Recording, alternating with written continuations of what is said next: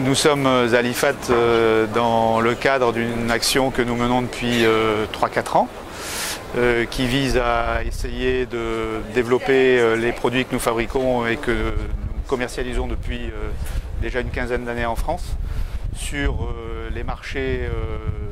du sud et du nord de l'Europe. Nous avons commencé principalement par l'Espagne où nous avons créé il y a 2 ans une filiale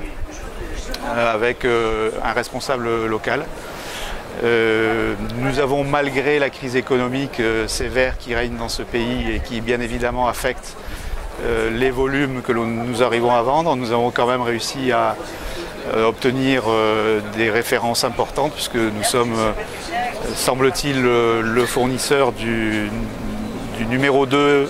et du numéro 3 de la collecte privée dans ce pays, ce qui constitue vraiment des bons points d'ancrage. À côté de ça, nous avons également une action sur les pays plus au nord,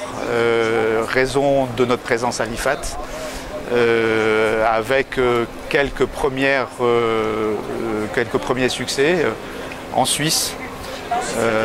en Allemagne, très récemment en Norvège, à côté d'une présence un peu plus ancienne dans les pays du Benelux, Belgique et Hollande. Il y a un certain nombre de villes et d'habitats qui se prêtent particulièrement bien à ces collectes où il est nécessaire d'avoir des matériels compacts pour pouvoir s'insérer dans le tissu urbain et aller chercher les déchets au plus près de l'endroit où ils se trouvent.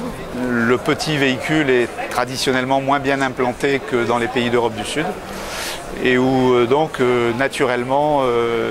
les gens vont naturellement vers des tonnages qui sont plus importants. Or nous avons la chance d'avoir 2 gammes de produits, une gamme pour des véhicules de 3,5 tonnes et